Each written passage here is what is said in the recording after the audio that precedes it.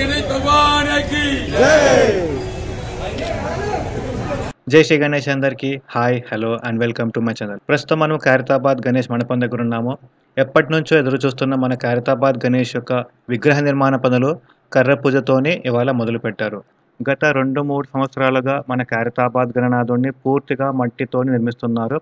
మరి ఈ సంవత్సరం యొక్క విశిష్టత ఏమిటంటే మన ఖైరతాబాద్ గణేశుడిని స్థాపించి ఈ సంవత్సరంతోనే 70 సంవత్సరాలు పూర్తవుతున్నాయి.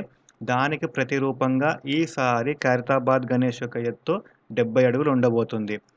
70 అడుగుల భారీ మట్టి వినాయకుడిని 80 రోజుల్లో పూర్తి స్థాయిలో సిద్ధంగా చేసి ఉంచబోతున్నారు.